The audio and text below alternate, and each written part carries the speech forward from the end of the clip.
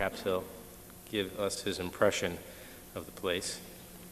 In any case, I've known his work for a long time. Thinking about it today, what came to mind was an experience, a set of experiences that occurred at a house that I first visited in Mandeville Canyon 18 years ago. It was a house designed by an architect named Alan Seipel. He also built the house. The design-build process occurred over a 10-year period. It was the first time I had ever experienced a building that had been worked on in that way, and it hadn't entered my mind except for the fact that it felt at that time, and in the number of revisits to the place over the period of about 6 months, I was working with the man who bought the house. It felt like when I was there alone that someone was always following me around. What I realized was that the house had the presence of the man who conceived it and built it. It was a surprise because the last time I had experienced such a thing was when I was a kid. I hadn't experienced it in architecture school, nor had I experienced it in any of my tours of what was considered to be the great works. The piece, this house, had an unusual power to it that came from the direct contact between the person thinking about it and building it as a simultaneous act. I wondered then, as I wonder now, what's the reason that we as architects don't live and work in this way, if the finished works are indeed as powerful as they are? Steve Bedaines and his collaborators at Jersey Devil see this as the only way to live and work. He's been a long-time advocate of the process of design-build, or what used to be called architect-builder. It's a very traditional, yet today is considered quite radical to work in this way. I believe, if my history serves me correctly, that it was in 1909, it was explicitly forbade, the AIA forbade architects, I like that word, forbade, architects to be involved in construction of anything that they designed. Curious. There's a lot of reasons, none of which sound like they make any sense today. Perhaps when it was resurrected in the late 60s, early 70s, like everything else at that time, it came out of an act of defiance, but it was one of those acts of defiance that turned into a very positive thing. It was in defiance, I believe, of conventional architectural practice, which was virtually white collar at the time. This is a way of working that makes architecture, in the best sense of the word, blue collar once again. The spin that he's added to it is that his practice is a nomadic enterprise. He lives on site and physically builds. It's possible to do design build as a contractor as well, but in this case he physically builds what he designs. It's a contemporary enactment of ritual where sweating, thinking, and praying are a simultaneous act. Each and every idea is tested as quickly as possible by building them. Closing the gap, which is one thing that is a rare experience if anybody's ever worked in this way. Closing the gap, the time gap between the moment of conception and the moment of occupation. Getting them as close together as possible.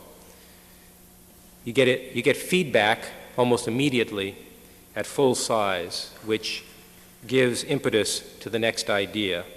Each idea tested by building them, giving impetus to the next idea, which in turn is tested by building it. The work is adventurous, it's irreverent, and it's inventive. The nature of this type of process, where issues are simultaneously aesthetic, practical, and economic, leads to outcomes or buildings that have an inevitability and a novelty about them. The process, I know, also yields many stories, many good ones. So tonight, please welcome our storyteller for the evening, Steve Bedaines.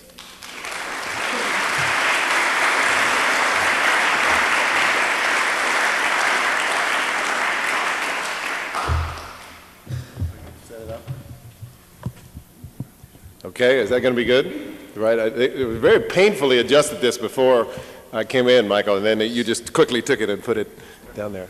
If this is good, I'll start. Thanks, Michael, for that fabulous introduction. Thank all of you for coming. Thanks particularly to the students who invited me. It's always a thrill to come to SCI-Arc. It's always different. In 1979, whenever it was, when I first came, it was in a warehouse in Santa Monica. There were 3 stories of pipe structure, as it totally didn't meet any fire code in the country. And the students were in their studios or their desks at every level, and it was before the days of these Walkmen, so there was different radios all on, and you would lecture sort of in the middle of this. It's almost like a gladiator in a pit. And if you were crappy, they would just turn on the radios and go back to work and turn on their lights. I mean, it was a real test in those days. And we came through that, and by the time I came around 10 years later, all those pipe walls were gone, and it was all drywalled, and it looked like an art gallery. Everybody was wearing black. Everybody was so quiet. And, you know, and I think it was, during the 80s, the period of architecture as a high art. And SCI-Arc is an interesting place in that it doesn't get any money other than tuition, from what I can tell. It means that the students have a little bit more say, I think, a little bit more edge and control over what goes on, which means that it always seems to be out on the leading edge of what is going on. And looking around this new building, first thing I noticed was this amazing shop, and that people were using it, and that things were being made, which is, of course, making me pretty cheerful if this is the future. Students everywhere I go and lecture are concerned about their future, of course. They have a sense that the architectural profession is kind of going down the tubes maybe and sucking in the students along behind it, that they might be being trained for something that they can't necessarily do. And I think that's wrong. I think architectural education, particularly here and many places as well, is something that offers a tremendous amount of flexibility. And I'm going to show one option, one of the things that it prepares you for, something that I've done, this particular design-build path, that's kept the fire of architecture alive for me. I've had a great life with it. I'm going to tell some of the stories. I'm going to show some of the projects. I'm going to show some things that we have built, how we built them, why they look like they do, and also design build as a teaching tool. Some of the things that I built with students and explain why they look the way they do. So I don't use any notes. I'll start with the slides, and Keith promised that he would turn down this blinding spotlight when I started, so I'm starting. Thank you. I work with a group called Jersey Devil. How is the volume on this mic? Is this just fine for everybody? Perfect? Great. I'll try not to move. I'm going to drink of water. I work with a group called Jersey Devil. We're architects, artists, and inventors committed to the interdependence of design and construction. And we maintain a small office, actually just a post office box and a phone answering machine in New Jersey, but we're pretty itinerant, working out of wherever our commissions take us. Focus. Up there they do it. I don't do it here. We do all of the construction ourselves and generally live on the site either in trailers or in crew-built structures. These are some of the first buildings that we built. In the 60s, this is what we thought the future of architecture was going to be. Lightweight, air-supported buildings, easy on the pocketbook, easy on the landscape, incredibly high in fantasy content, either the thinnest of skins between you and the outside or kind of hermetically sealed in these alien envelopes. It was a fabulous fantasy, but it was a fantasy that was based on cheap energy, enormous amounts of air being blown into these buildings to keep them up, and enormous amounts of energy required to heat them and to cool them. So what we tried to do when we graduated from school was to retain the spirit of these buildings in a more energy efficient package. So this is the first house we built, 1972. We never did an apprenticeship, maybe you can tell. It's a snail-shaped house by the New Jersey shore. It's a spiral both in plan and in section. The central tower is built out of precast manhole sections stacked with a crane, and then the shells are made of off-the-shelf laminated barn rafters, covered in cedar and sprayed with urethane foam. A complete 60s image. It does a few things right. It's incredibly easy to heat and cool. You can heat it with a candle. It makes a certain statement about privacy in the suburbs, but it kind of lacks that timeless quality that we look for in good architecture. I mean, you can really pinpoint when this thing was built. And another job from that same era, 1974, we built this in New Hampshire. It's called the Helmet House. We built it for a client who fancied himself as kind of a Don Quixote type of character, and one of his program requirements was that he wanted his guests to feel somewhat ill at ease. So the house takes a kind of an aggressive form on the landscape. The site is this giant granite rock outcropping that forms the whole interior of the house, and the structure are these off-the-shelf laminated Gothic barn rafters. They use them to build barns and agricultural structures, and they just link together in pairs and then just tipped over this boulder just like a huge slinky. It's covered in homosote, a building material made of recycled newspapers, closed cell insulation, a layer of chicken wire, and then a thin coating of ferro cement, like building a boat. A very cheap, durable, and strong way to enclose the structure. This is the interior, which is pretty non-standard and client-specific. The fireplace, your most basic, primitive, caveman, hearth-like situation.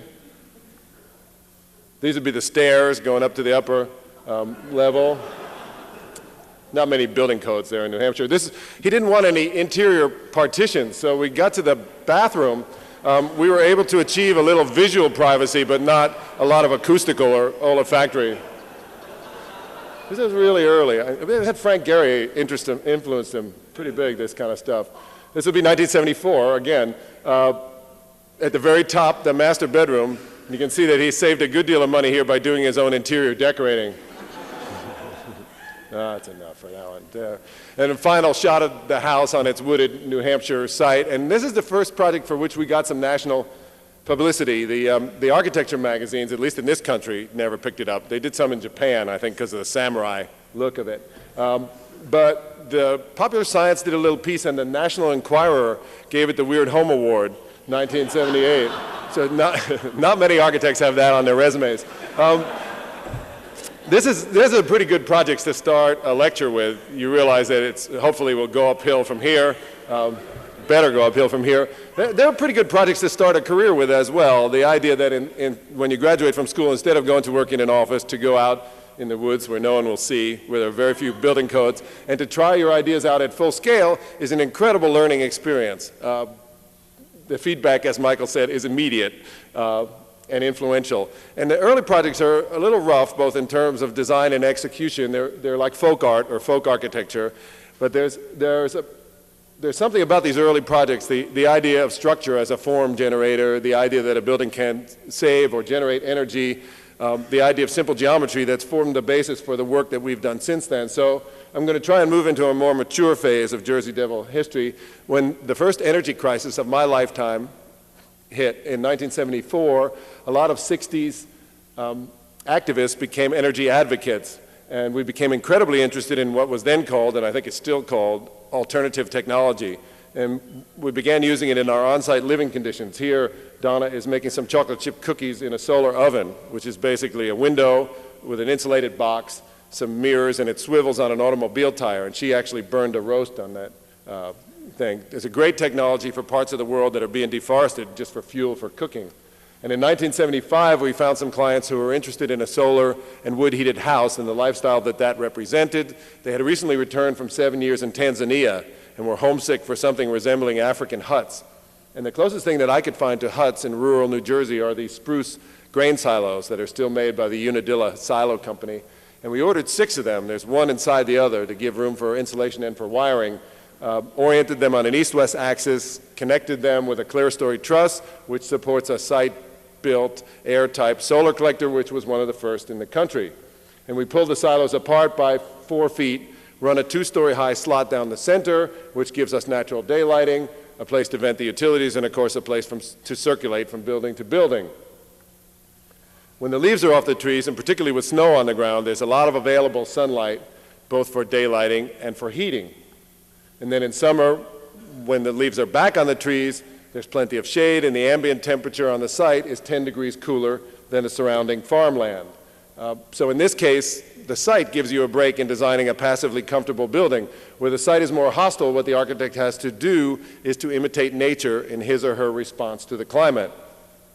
For instance, on this project, which is a retirement home for an airplane pilot on the high plains of Colorado, the site wasn't exactly hostile, but typical of the high plains, there's very cold, windy, snowy, fairly brutal winters, and brutally hot but dry summers. And you can see that our building is the one in the foreground. There's virtually no vegetation on site. One little juniper tree is about 3 foot high. We had to use every trick we could to keep this thing passively cool. And the site is also downstream from Rocky Flats, where our government builds plutonium triggers for hydrogen bombs.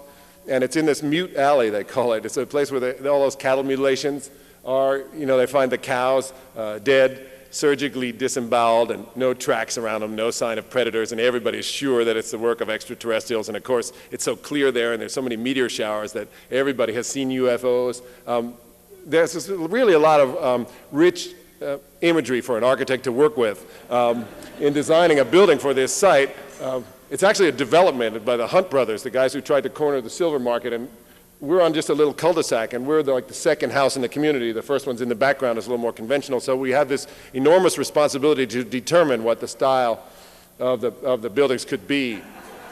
And basically, what it is it's wide and high on the south, oriented towards the sun, low and earth-sheltered on the northeast and the northwest, and locals call it the airplane house, so it must be, with both clients as pilots, we were somewhat successful. It's sheathed entirely in corrugated asphalt panels. It's a cheap material used in agricultural and industrial applications. It's brown on the walls to absorb the low winter sun, silver on the roof to reflect the high, hot summer sun.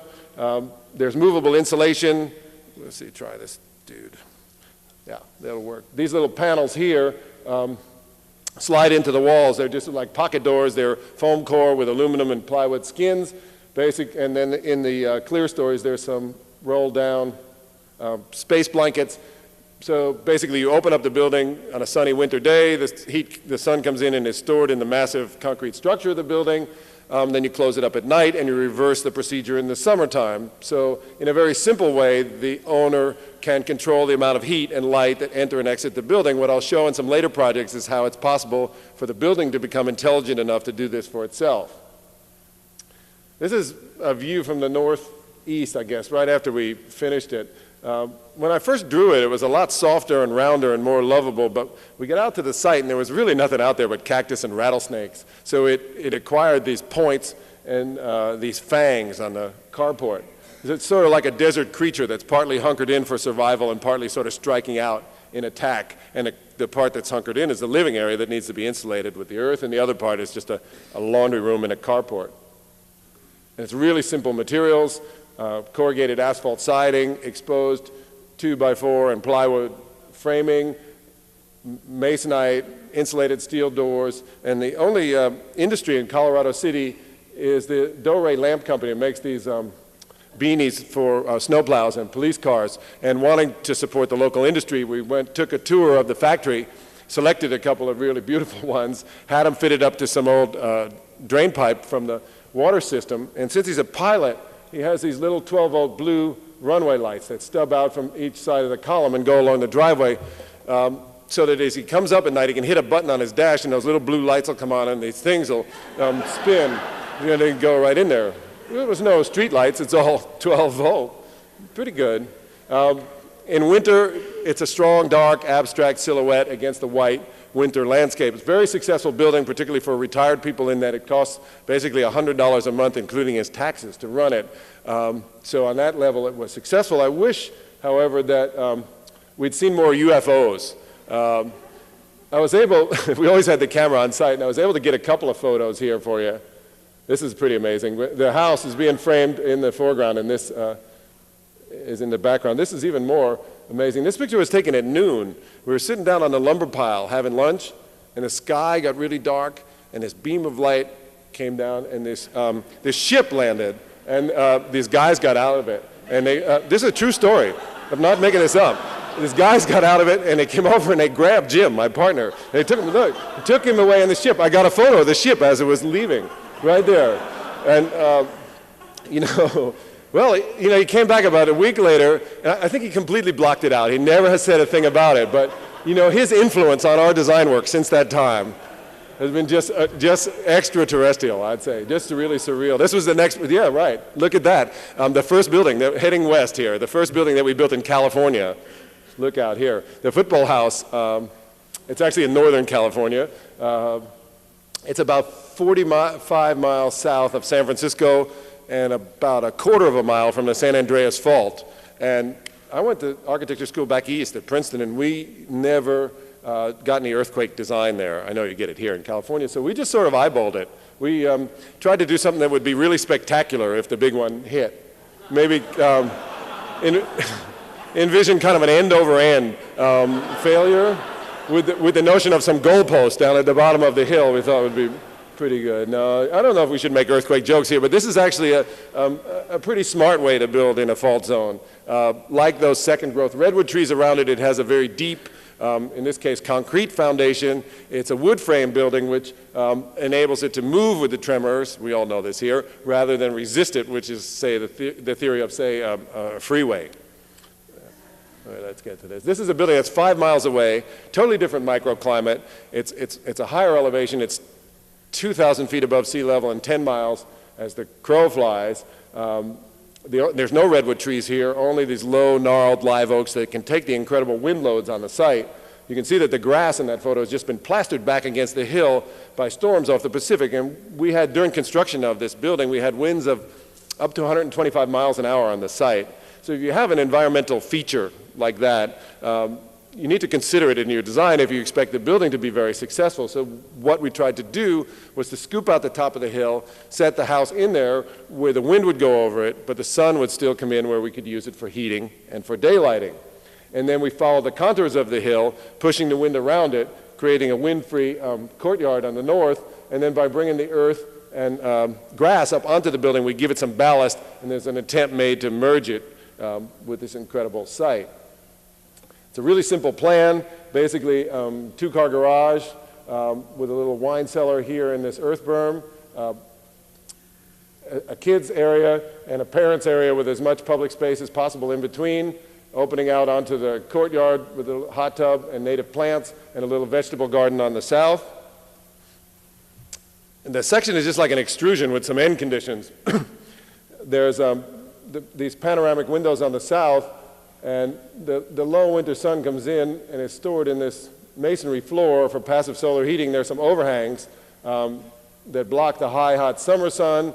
We take advantage of the slope across the site by building this trom wall, which is it's a masonry wall behind glass, in this case fiberglass, and the cold air falls by natural convection behind the wall. This is really hard to do with this pointer. Goes through these vents and then rises in between the glass and the wall as it's heated, and then you either bring it in the building for solar heat or you vent it, which induces a breeze through the building. And he's got this little wood stove which he burns for a little atmosphere, and he's never actually used any backup heat in this building. So these are some construction photos. That's the trom wall in the foreground. It's also the bearing wall of the house. It's been poured, the vents are in place, and we're putting the utilities in under the slab, pouring the slab with an overhead pump truck. And here we've got all the concrete poured, and we're using the old form boards to build a curved box beam around the south side of the building. In the background, about 50 miles to the north, is San Francisco. The lens makes it look a little closer. These are the roof trusses. They're from the Truss Joist Company, right out of the catalog, this little snowshoe or lenticular profile. They're computer designed, robot assembled. You put them up in one afternoon and you have a very strong compound curved airplane wing form that's responsive to the wind load on the site and sympathetic to the rolling hills that go down to the ocean as well. And then it's covered in pine decking, a layer of plywood for shear, rigid insulation, and then a very high quality hot mopped roof with extra gravel and actual drain tiles built into it. If you're going to build a building underground, you should do a good job on the roof because a callback is rather expensive. And then we put on the dirt. It's 4 inches of road base and then 4 inches of topsoil. And we put it on by hand with wheelbarrows. We were a little nervous about driving a bulldozer up there. But after we did it and there was grass on there, we came one day and it was about a half a dozen cows up there eating on it. So, and probably could have saved ourselves a lot of grunt work dealing with it. And it's seeded with winter rye, which takes root very quickly and holds the dirt in place, and then whatever's native, which in this case is clover and wildflowers, fills in and takes over. This is a great example of what's possible if the architect is on site as the builder rather than back in the office. The architect here is with the green shirt on, my partner, Jim Adamson, and that's Jim Dempsey on the tractor. And Jim Adamson and I had some walls on the plan, and we had planned to pour them out of concrete and veneer them with stone. And Jim Dempsey looked at the model and he said, why don't we just take some of these giant lichen-encrusted boulders, a big site there, a 50-acre site, and build the walls out of them. And I think he just suggested it because he enjoyed the challenge of that type of work, and he wanted to stay on the job another couple of weeks. But he was incredibly skilled, and he could maneuver these behemoth rocks around as easily as you and I move the little ones. Now, if you're going to do this kind of work, it's not a good idea to use your own truck. I don't know if you can see in the back, but it says Vern's Rental on that truck. It's a very rare photo of an 8-ton boulder in a 3/4-ton dump truck. And one side is trying to dump, and the other side is spitting hydraulic fluid down on the driveway. I managed to get a picture of it before it caught fire and sent to Vern for a Christmas card. Actually, you know, if we learn anything from tonight's lecture, is that there's a time to use your own tools and a time to rent them. I think the rental tool companies know that too, most of the time. So it worked out okay. The big boulders integrate with the little ones. The house is in there someplace. There's the garage with a 20-foot span concrete arch with recessed lighting, which we're pretty proud of. The pedestrians enter past the garage, around into the courtyard, which is where this is a picture of it taken probably 2 years after we built the building, and nature has begun to overtake the architecture. Which is fine. Those little discs peeping out of the roof are solar collectors to heat the domestic hot water. And here, probably standing right at those collectors, looking north past the hot tub with its insulated cover. The difference here is that this picture was taken probably 13 or 14 years after the house was built. So if you make the building an armature for nature, then as time goes by, particularly in a place here like California, then the building just becomes more beautiful rather than becoming a maintenance headache. Instead of bringing in a roofer, you would just bring in a gardener on a regular basis. This is the interior, which is totally custom as per client request, but doesn't miss a chance to incorporate thermal mass, which is important to the passive heating strategy, into the construction. The floor is quarry tile on a radius right on the slab. The partitions are either stucco or stone, and since they're not bearing, they stop about a foot short of the ceiling. If there's privacy needed, there's a piece of glass that's detailed into a slot there that allows that roof to move up and down, which it does, of course, seasonally here in California when we have a rainy season. A lot of local craftsmen on this project. Tom Keller built the kitchen. It's steam laminated maple and oak. John Capel built this dining room table to the radius of the house, as well as all the chairs. Michael Moore, a painter from San Francisco, did the oil painting. We sold it to the client and built a special plaster cove to make it more integral with the wall and kick it away from the direct sunlight. Here's the master bedroom. The ceiling is compound curved and it's laminated out of just utility grade 1x2s. The headboard is cast into the concrete behind the bed with recessed lighting. The bed is it's a water bed, which gives enough thermal mass in the room to enable you to carpet the floor.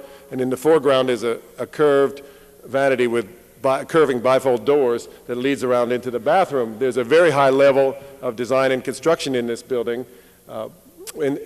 contrast with the earlier projects where the budgets were lower, and we used a lot of materials from the industrial and agricultural vernacular, and in order to do something interesting for low cost, where the budget is a bit more generous, it's nice to take a place where you would expect to find something standard like a door or a window and rethink that whole problem. So we built some of the windows and all of the doors on this project. This front door here is laminated out of redwood and then shaped with an automobile body grinder. Curtis Schreier from the old Ant Farm group built all the interior doors, and Curtis felt like a door is a missed opportunity for storage, and that if you actually thicken up the cross-section of the door, you can incorporate, say, soap and towel bars in the bathroom, a place for ties and shoes in the closets, a place for bowling trophies in the office, wherever. But he built a very beautiful series of doors, and he didn't want to use ordinary hardware on them, so he carved his own. This is a little roller latch that he built on the office door. This one has a wooden spring here that activates this maple arm. It has a little wheel here that thunks into an oak plug on the jamb. Very beautifully crafted doors. Jim Adamson, my partner, did all the wiring and built all the light fixtures. This is done with Christmas tree lights in the clear story. So if you remember the photo of the inflatables I showed at the beginning, the fantasy of the 60s is closer to reality here in the 70s. You can build a building that's like a lantern, that's almost like being outside if you use high technology glazing, orient it properly, calculate your overhangs to keep the sun out when you don't want it in there, use thermal mass to mitigate temperature swings inside the house, movable insulation, earth integration, a lot of technical stuff that seems sort of boring while you're in school, but when you get out and start to build is the thing that makes your dreams come alive. So flying away from this California fantasy back to reality, I said that we were inventors, and Jim actually does have a patent on this device which he calls a roto-lid, and if you can imagine a monitor skylight glazed on the south and the north with an insulated panel with a reflective skin that's center pivoted and counterweighted, connected to a 1/12 of a horsepower motor, makes it really easy to turn. It seals tightly, it spins in a circle, connected to a photocell so that on a winter day in a cold climate, the photocell tells the rotolid to open, and it opens in this position, and the low winter sun is reflected off that skin. There's a nice even spread of light and heat inside the building, and then at night when the sun goes down, it closes and becomes an insulated ceiling to keep the heat from being lost up through the skylight. And then the third position is the summer mode. It moves here to block the high hot summer sun, but it still allows for north light, which is reflected light without heat, to come into the building. There's a heat-sensitive vent that begins to open at 85 degrees for natural ventilation. So you get heat, light, and ventilation in one package, which is, it's a skylight, is normally just a leaking energy loser. And in addition to a patent, he was able to get a grant from the Department of Energy in the Jimmy Carter years, where they were still given grants for solar applications, to build a prototype, and it languished in a barn in Princeton until the middle of the 80s or so, when we got a chance to use it on this collection of buildings that we built in Virginia.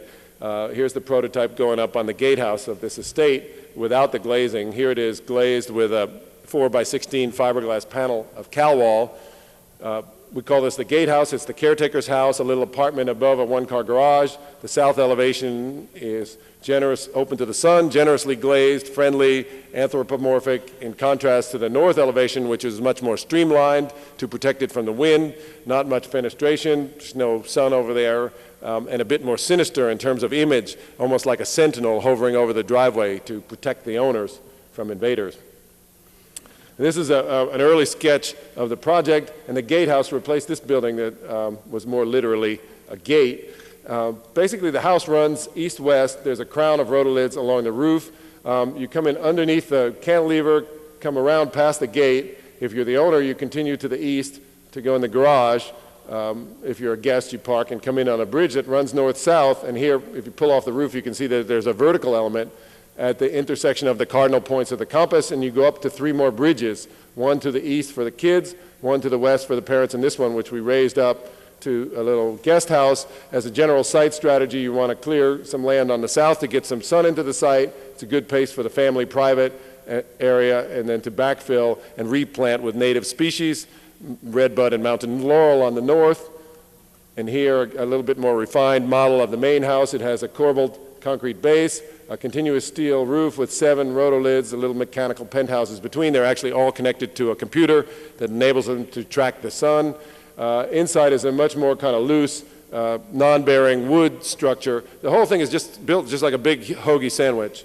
In fact, it's called the hoagie house, much to the chagrin of the owners, I think. But this is building that concrete corbel. It was an incredibly steep site, and we just built a flat table, precast all these rings, stacked them with a crane, welded them together, poured the concrete inside, and used them almost like forms that stay in place. And here's the shoring, adjustable shoring for that big cantilever deck, pouring that deck with an overhead bucket crane. And this is the steel frame. It was put up by union iron workers, but under our supervision, and we're building the non-bearing wood structure underneath. We switched quickly to wood by bolting a 2x8 to each one of those trusses, which are 20 feet on center, do the layout, call a crane, and set these prefabricated 20-foot purlin trusses, put all the plywood up on the roof, and then with a lot of friends and some nail guns, nail down the roof, tar paper, plastic over the skylight, and you essentially have a covered work area so you don't lose any time closing into much more complicated shapes below before winter, which is a big factor in the east. It's a good time to start building the fireplace, which is a pretty messy job. This is a Rumford fireplace, which is very tall and shallow, and using outside air throws a high percentage of heat back in the room. The entire fireplace and the wall around it, the chimney, are veneered in Pennsylvania stone. And I went to the quarry to select the stone for the veneer, and I brought some Frank Lloyd Wright books along with me to give the quarryman the idea of the kind of stone that I was looking for. And he looked at the books and he scratched his head a little bit. He said, "Hey, no problem. I'll just send out the falling water package." So you try it. I mean, I don't know if they have it out here. Maybe use it. Maybe for an earthquake it wouldn't meet, but anyway, I think we're ready for another reel, if we can take it. What are we doing here? Okay.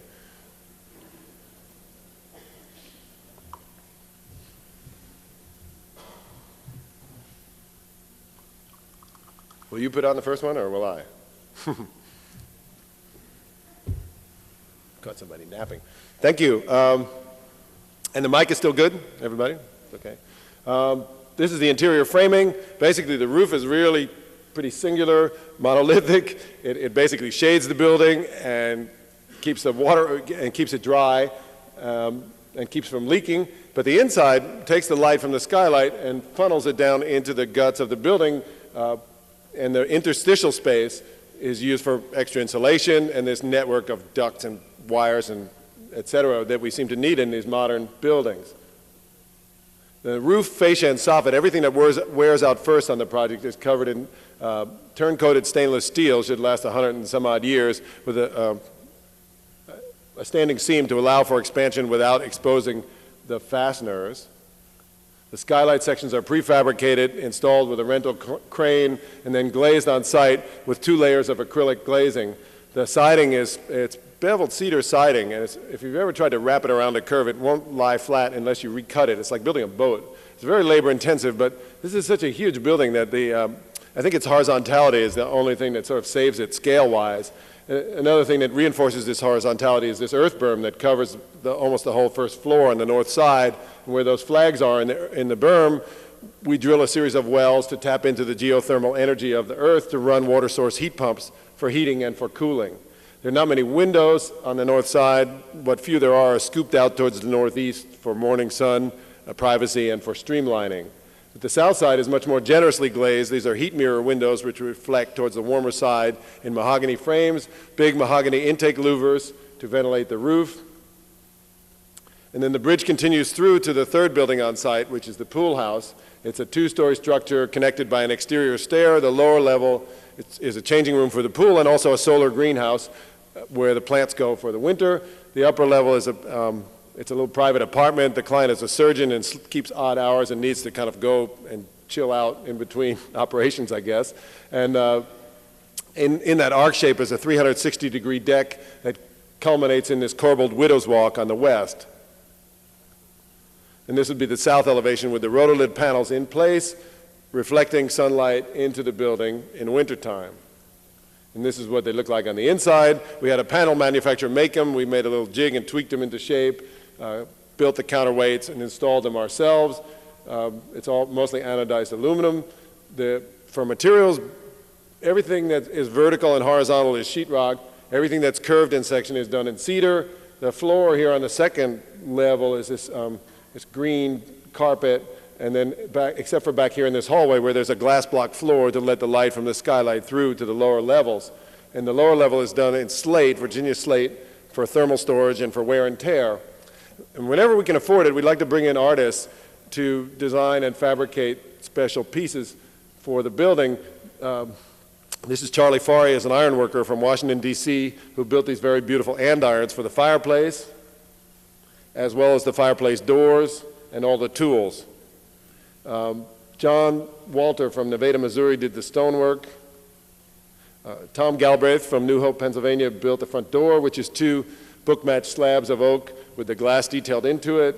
Special hardware with a long throw by Charlie Farry. And if you look into that porthole, it's like looking into underwater at the Caribbean. It freaks people out. It's a whole room full of fish, it seems like, but it's only 1.5 feet deep, and it's a 400-gallon saltwater aquarium that wraps around the backside of the bar, built by Doug Herr, the Blur, from Boone, North Carolina.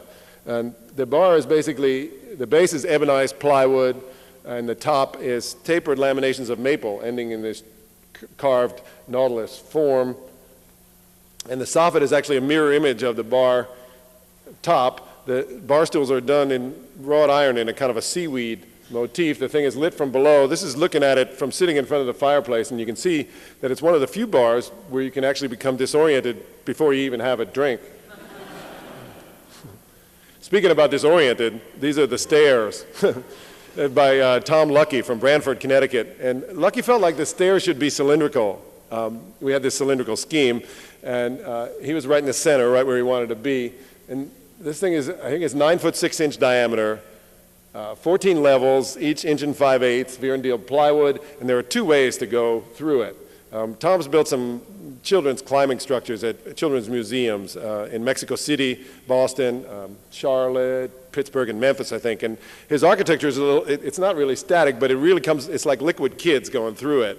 And this thing really comes alive too when you see somebody in an evening gown coming down these stairs. It's quite amazing.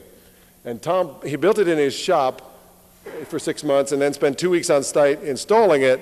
And plywood, as you know, is incredibly strong but not very good for wear and tear. So he routed very slightly into each tread and used a piece of the carpet that we were using on the second floor to spiral that second level down into the living area. This is a plan view that shows you can actually walk down the stairs. See, it's not obvious from a photo like this that you can really do anything there. You know, normally a 10-foot diameter stair is just this big hulking presence that totally dominates the space. But this one is just so light and delicate that the further you go away from it, the more it disappears. Here it's just a set of horizontal lines, and if you actually stand down the hallway behind it and look through it at the fireplace, it completely disappears. So here's the stair and the front door, the bar, this cylindrical bridge, typical, and this seating in front of the fireplace. The individual pieces I show and how they relate to each other in that space. Once again, a very high level of design and construction. We spent almost 3 years building this project. I want to show a couple of pieces that show that we didn't lose our sense of humor during that time. This is in the weight room. This is, we got Light Weights by Jim Adamson. Those are my hands cast in plaster there. These are 1961 Chrysler Imperial taillights. I got them at the junkyard. Beautiful. Wired to 110, mounted on the back of the building, which gives this incredible afterburner effect to the east elevation. This is some of Jim's lighting here underneath the cantilever with sodium vapor lights. It's a time exposure shot by Ken Weiner from Washington, D.C. He made the cover of Architecture magazine, I think the Halloween issue, I think. I think it was. Check it out, I think. This is an amazing shot from 1984, I think, from the field office on that job. This is the architect of the future at her workstation. We were into computers very early, 84. This is the old type where you had to use that helmet to control. This is Lauren McCall, by the way, as a SCI-Arc graduate, after working on this job. Computers are pretty amazing. I haven't seen a lot of them around this school as I was walking. I see more things done by hand here, but they're taking over architecture and they're taking over almost everything we do. And in many ways, this is good. But in some ways, it's caused a lot of backlash. I find that students are more interested in building. Our furniture classes are filled, and they want to be able to get their hands on something. And I think that as things do become more computerized and specialized, that a person who makes beautiful things with his or her hands is going to become more valuable to society than they are already. At least I'm kind of counting on it. But anyway, we had the computers there. We had this 40-foot office trailer with this toxic paneling in it. 2 phone lines, which were always busy, a print machine stinking it up, somebody drawing, somebody whose job was just to run errands, about 12 carpenters, and a giant money coming in and going out every month. And it seemed like we'd gotten a little far from our roots. If you looked at some of those earlier projects, we could basically keep track of all the bookkeeping in a couple of folders on the front seat of your truck. And I think what we decided to do after this, and we had the team together that we could build schools or museums, but nobody was calling for that, just people who wanted more big houses. What we decided to do was not do that kind of work anymore and do smaller projects where we could do more of the actual work and less management. So this is sort of the peak of our career, I guess. Everything I'm going to show from here is it's downhill depending on your point of view. For us, it's been kind of an uphill ride, really. But we went downhill literally south right after that job. 1987, these are our trailers on site at the edge of the Everglades, very close to a place called Homestead, Florida. We're there to build a house for a client who gave me a sectional program. He's a woodworker, and he wanted his woodworking shop on the lowest level to be able to work outside, of course, and access to materials. She's a writer, and she wanted her writing studio high enough to see the sunset over the Everglades, and they wanted a little place in the middle where they could meet. And that was the program. The site was more like a jungle than woods. If you sent somebody out with a tape measure, they'd go 15 feet, and you would totally lose them. But we cleared an area, so we were really guessing in terms of orientation, but we cleared an area that was big enough for the shop and some to the north for septic and for parking, and built this structure, which was, it was 4 blocks from the eye of Hurricane Andrew. It took 200-mile-an-hour winds and with very little, only cosmetic damage. And it did not, in any way that I can think of, exceed the requirements of the South Florida Building Code. So the way you do it, and the way a lot of houses are built in South Florida, I didn't mean to do that, I'm sorry. I only have 2 things here, the pointer and the changer. I shouldn't use the pointer. But you build a block wall, you nail on some plywood, pour a reinforced concrete frame that's integral to it. What we're doing in the foreground, in addition to hallucinating in that Florida sun, is building one of 2 60-foot plywood box beams that'll support the upper levels. And then you set the box beams with a light crane. They span 30 feet across the shop. They cantilever 15 feet on the east and west as thermal buffers. Basically, the frame comes up only in 4 places, the concrete frame, where it needs to catch those beams.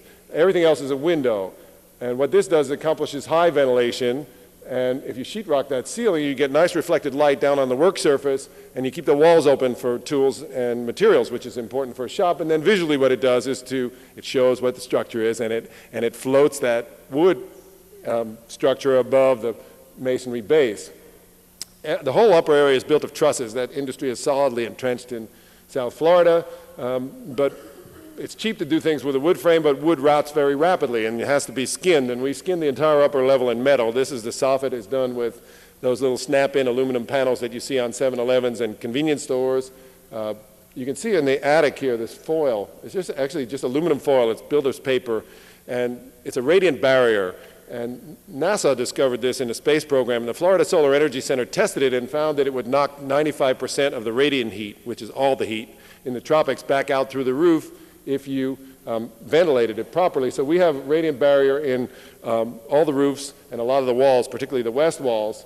And here's that sectional perspective, the writing studio at the top, the woodworking shop at the bottom with roll-up steel doors that enable them to move outside under this carport, a little tiny, about 700 square foot apartment in between with screen porches on the east and the west. And they're actually part of the house all but the 3 or 4 weeks of the year when it's too cold, and you just stay in this part. And then there's an exterior stair to connect them.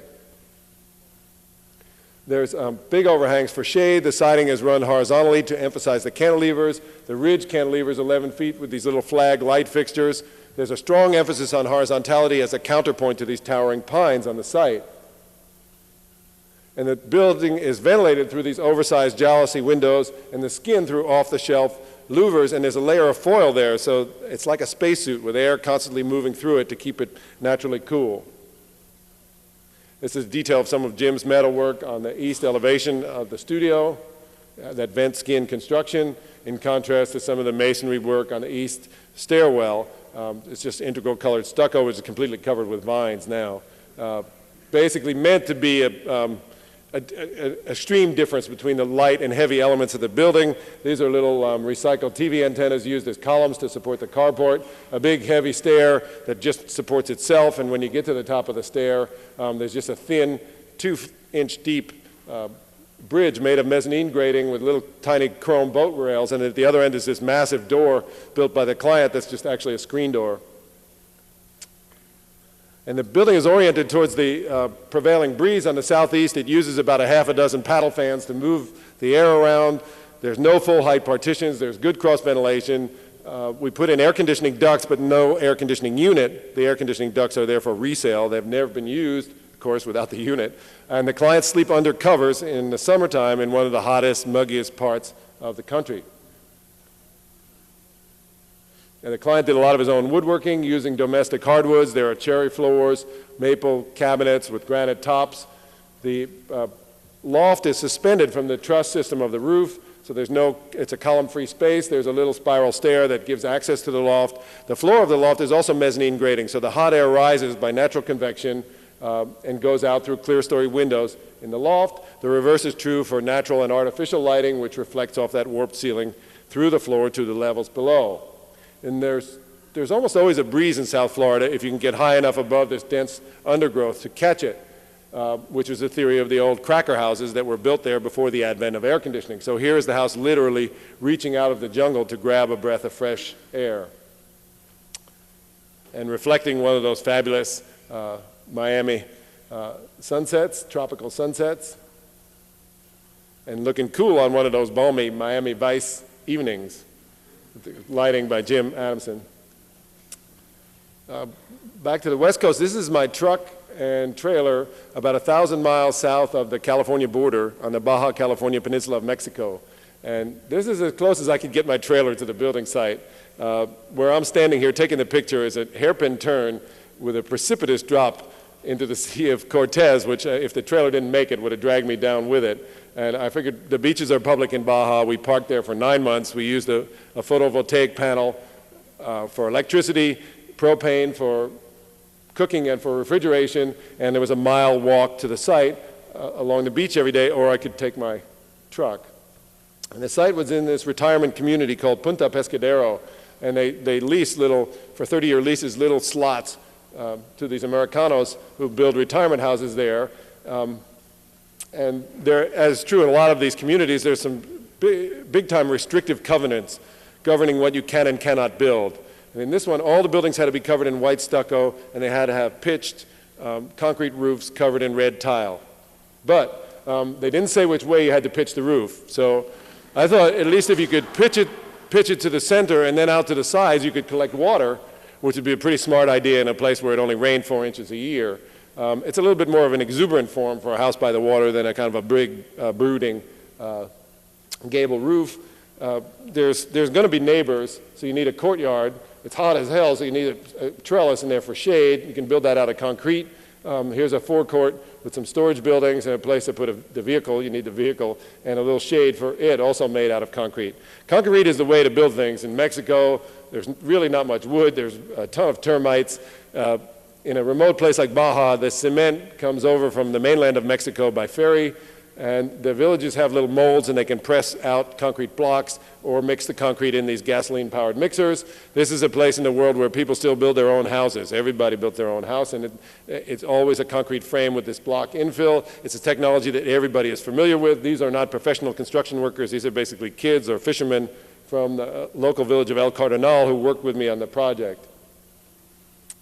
there is wood, and it's used over and over again until it falls apart, mostly for form work. And here we've got enough of it together to build a form for this beam. We're mixing the concrete by hand in a mixer, and then using a bucket brigade to fill the form. Pretty refreshing after some of that high technology stuff. But steel is subsidized in Mexico, and we were able to obtain enough for the roof false work, and I built a jig, and Carlos and Genaro welded up 72, hopefully identical, fish-shaped trusses.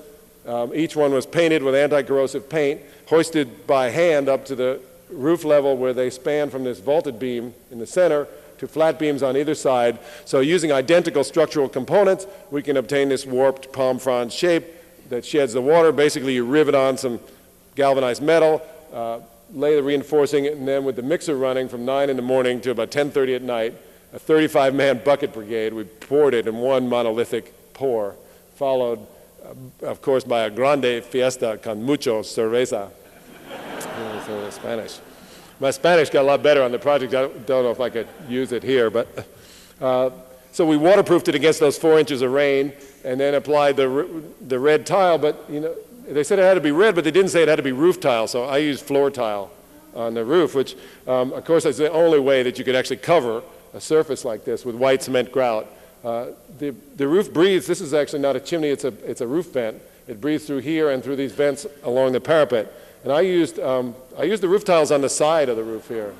So they make a pretty good screen you're laughing at a guy's work here. You make a pretty good screen to keep the bats and the seagulls out of there. What happens here is that the lower level is stuccoed, and hot air rises naturally and goes out through this vent. It's like a pump, and it keeps a layer of cool air between you and that brutally hot sun. And then, of course, with this, this butterfly profile, it intensifies a breeze that's coming in off the Sea of Cortez, so you get really nice, cool breezes through the building. So there are a lot of practical reasons for the roof to take this shape, but of course everybody says, hey, why is it upside down? And particularly the guys who live on either side are kind of concerned why it's upside down. And also in these covenants, they said that I had to respond to traditional Mexican architecture, and I think they were thinking of these haciendas with the arches and the big tile roofs and everything. But I went back before the Spanish, and this, these canted walls, this gargola that spits out the water, these parapet sections and the chimney form are basically out of Mayan and Aztec architecture. And I was thinking of things that are by the water that are curved like that, the waves, the birds and the manta rays and things like that. But the Mexicans say they know exactly where the geometry of that roof comes from. They say it is a dead ringer for the rear end of a 1959 Chevrolet car. It is. And I'm such a car nut, I didn't really recognize it. But, well, try it. I saw one tonight on the way over.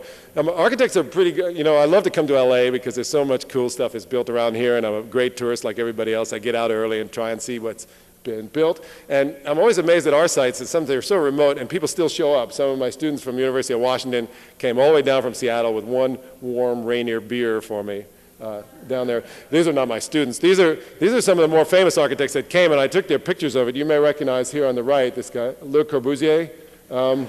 He's actually, rumored to be dead, but it's not true. He's alive and well. He's living in Mexico. He looks great. He's put on a few pounds. He's really happy to be out of the spotlight. And, he's shown here with Luis Barragan. They're having this huge argument over whose ideas I stole more of on their project. I'd say it was probably about equal. So Corbu meets Barragan, historic occasion. The desert meets the sea. The house is a bridge. In this case, the desert is being turned into, if you can believe it or not, a golf course. They probably have a lot of sand traps. And I don't think they understand that foliage is the only thing that holds that whole thing in place. We left every little bit of it that we could, these little elephant trees on our site. Here you can see as you get close to the building, those two little storage buildings with the concrete carport between. This is a concrete trellis that goes through to the Sea of Cortez. And as you get even closer, you can see that we use stones from the beach in concentric patterns on the forecourt. These are celosía, they're perforated blocks that allow for ventilation with privacy. All the concrete work is plastered with rough textured stucco, and the Mexicans are incredible plasterers. They work with a fishing line, and the work is unbelievable. All those columns line up to each other, these canted columns. This is the view from the Sea of Cortez, a three-dimensional concrete frame, basically 3 separate buildings with 2 breezeways to bring air into the courtyard. The building elevations are filled with these wood and glass doors, which were made in the States. Some friends drove them down and paid a giant mordida at the border. But they fold open and the whole house becomes a big open porch to the sea. You've got bedrooms on either side of a little living room with a study and a kitchen that go out into the breezeways for view and for ventilation. And here's a detail of the kitchen. Has a skylight for indirect light, it's covered, and ventilation, and a place to serve the food out here onto the veranda.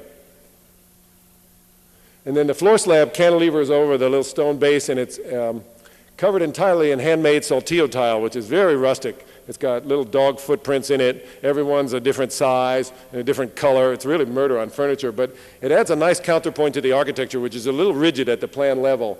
I've got, in addition to the folding doors towards the sea, there are folding doors that go from building to building, so you can open the thing up in series, and there's a line that goes around the building at 7 foot that relates, of course, to the horizon line, so that as you walk around the house, you get these constantly changing framed views of the Sea of Cortez, all under this warping, cloud-like pink ceiling.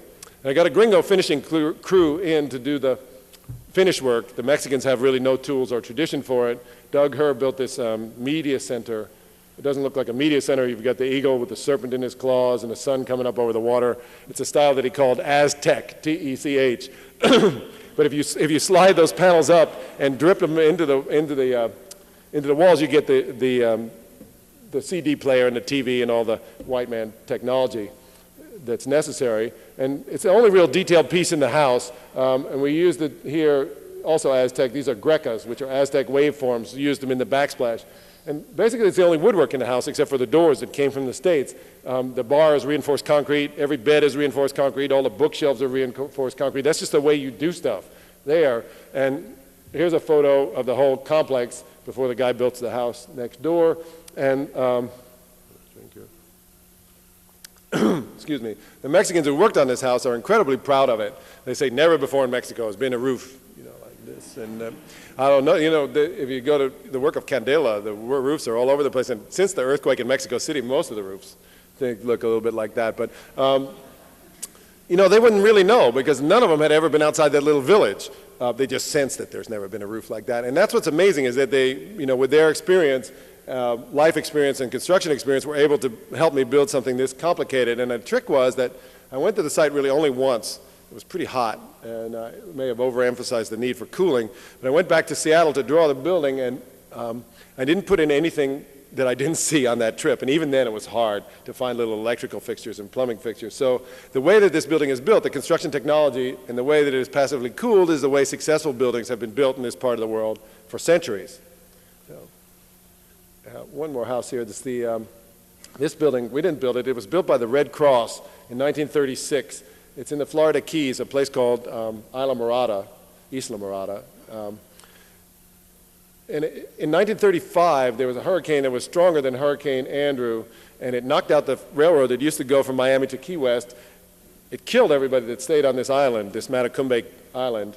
And the Red Cross came in the following year and built 25 houses for the families or for the survivors who had left.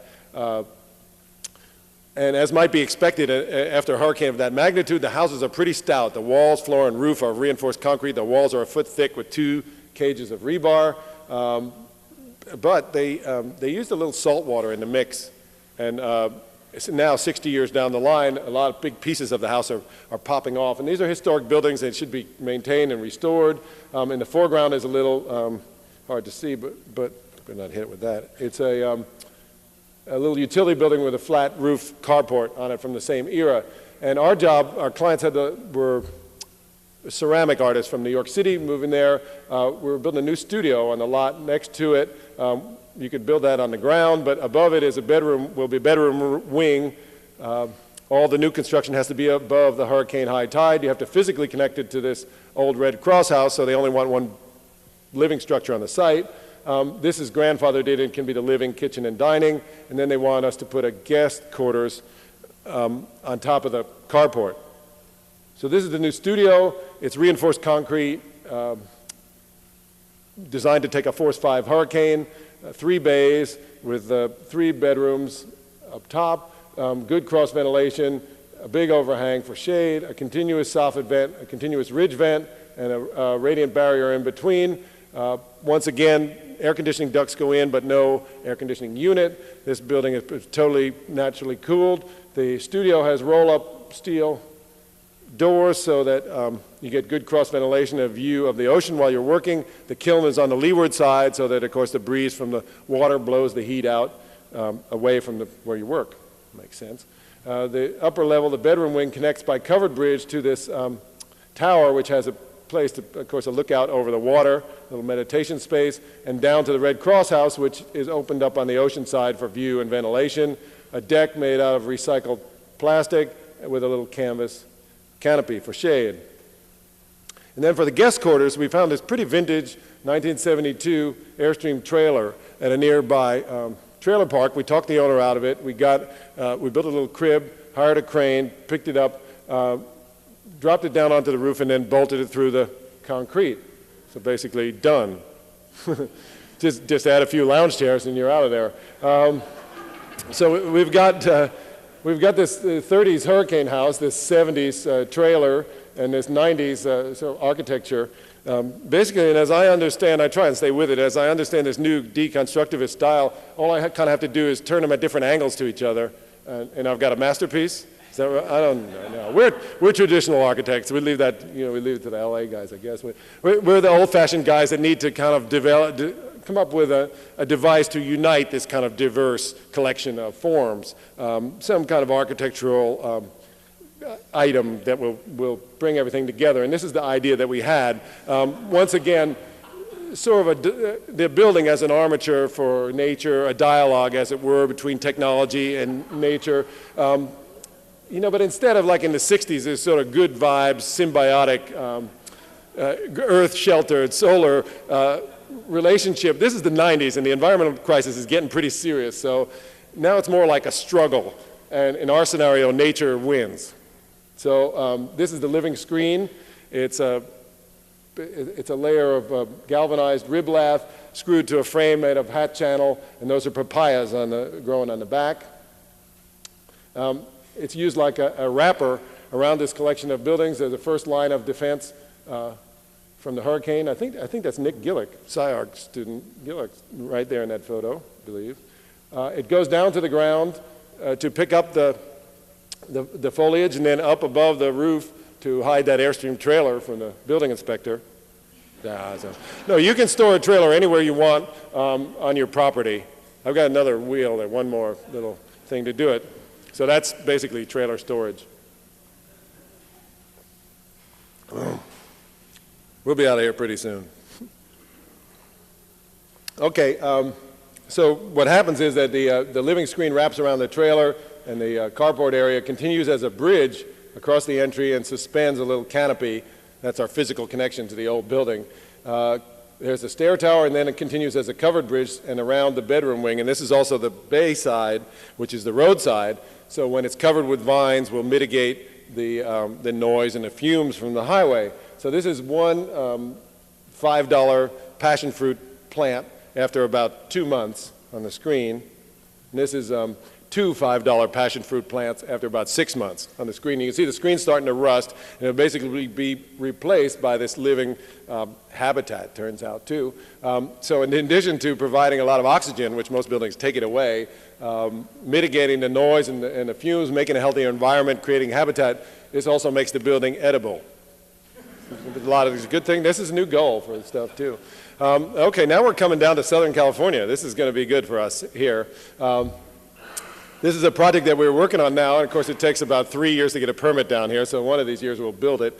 It's in Palm Springs, which is not too far from here, and the way the Indians lived in Palm Springs was to build a big, a big ramada over the whole site and then build these little mud buildings underneath. And this is sort of similar, sort of a different version, but this is a mud, a rammed earth and concrete roofed structure that's sort of dug into this hillside over an arroyo around a courtyard. With this steel frame that holds a little canopy roof above it. Let's see what else we have here. And over the courtyard, there's a series of louvers that allow you to adjust the light and reflect light into that courtyard.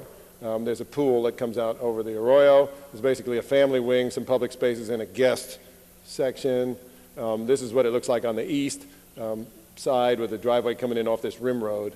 and that big canopy and the low earth forms. And this is from below in the arroyo with that big thing over the courtyard. Yeah, we are going to start something. We're going to do at least the site work this winter and probably be on site. I'll be here next winter, but I don't think I'll work out there in the summer. No, Palm Springs. We're starting to get some public structures. They're not very big, but the amount of people that use them is fairly significant, which is exciting. This is at a place called Seaside, which is on the Florida Panhandle. And the deal here is that there's about 300 houses on this side, the town of Seaside. And on this side of this, until recently anyway, this beautiful white sand and turquoise water beaches. The beaches are incredible there. And in between are these dunes, which are covered with eelgrass and sea oats, that are the thing that hold that whole town in place and keep it from sliding into the Gulf of Mexico. So if you took all these people and had them walk across the dunes willy-nilly, you would basically lose the town. So what has to happen is at the end of every street has to be one of these walkovers. And the developer chose a different architect for each one, and he made it a little bit more fun by allowing you some money to build a place to sit and watch the sunset there, an actual beach pavilion. And we were surprised, given the conservative nature of Seaside, to get chosen for that job. But we're at the very end lot. You know, it could be the first lot if you really took it at the outside of town. So if it doesn't work, I think it could be in the next town, maybe. But it turns out it worked okay. These are little 8-foot sections. Jim and I built this. We started at the beach and started working up. We did it in a couple months. These are basically like a set of waves or breakers, and we had a guy fabricate these from a mold, a panel or model that we made, or a jig, in pre-treated wood. And then we used, for this section, the 8-foot sections, we used juniper, which is, I guess, technically eastern white cedar, and it's harvested from fallen wood in the swamps in Apalachicola, which is about 100 miles from the site. It's taken about 50 miles from there, milled and air dried, and then we use it. There's a really small loop for these materials. I think we're starting to realize that as architects, it's not so smart to say, dig up marble in Vermont, ship it over to Italy and have it sliced into little slabs, and then bring it back here and slap it onto an office building in Houston that's air conditioned within an inch of its life and occupied for 60 or 70% occupancy 8 hours a day. That if we keep building like that, we're not going to have many building materials left in the next century. So we're real proud of the loop on this project, and you know, actually aluminum can be part of the picture. Aluminum is a very high energy material to produce, but once it's produced, it's very easily recycled, and the marine alloy, 6061 I think it is about 90% recycled content in aluminum. And the choice to make the parasol out of aluminum was first as an economic choice. It was cheaper, but to make it out of wood would have required, I think, fairly constant maintenance. It would have been clunkier and heavier, wouldn't have been as strong, and it certainly would have required a lot of paint. With the aluminum, you can give it a 25 or 30-year paint job, and it will take 150, 160 mile an hour wind, and it's much lighter and more delicate. We had it fabricated fairly locally, drilled a couple of holes and just bolted it together on site and just popped it right in. And most of the beach pavilions at Seaside are just these little sticks, and then the pavilion, they all have the same walkway, and we felt that the walkway would be the part of it to experience this whole little rhythm, kind of musical thing of these wave sections going up over the dune, and it just gets a little wider where you sit and watch the Gulf. And there's a detail of that kind of light frame aluminum tubing of the parasol. And then the actual railing becomes the seats, and then it turns back into railing and cascades down to the Gulf of Mexico. This is what it looks like from the beach with the Seaside Water Tower in the background, or did look like. Hurricane Opal actually took about the last 8 bays of that thing and floated them like little boats out to sea, and they've recovered them, but they can't put it back because the whole shape of the dune has changed. So we're going to go and build some kind of a new way down to the beach there, I think, next month. But anyway, this is what it used to look like to about a 3-foot high kid, and what it looks like to an architectural photographer. There's a rental tools, architectural photographer. There'll be a number of lessons here tonight. This is one of the few places along the Gulf where the sea turtles lay their eggs. And if there's too much light on shore, then the turtles will hatch and head towards the light and die, rather than go back to the ocean where they belong. So we have this one little light. It's like a 30-watt bug light recessed. It's kind of pitiful, but it almost can be considered romantic. It's a little bit like moonlight in there. And it is a pretty romantic place. It's sort of the record for where people get married at Seaside, and they come from miles to do it. And one of the reasons why they are paying fairly good bucks to rebuild it while other one's being rebuilt by the lowest bidder is that it has become such a landmark at this town, which is itself a landmark. So I'm going to shift gears here for the finale and show some of the projects that I've done with students. Most summers I spend in Vermont at the Yestermorrow School of Design Build. At Yestermorrow we have 2-week classes for owner builders.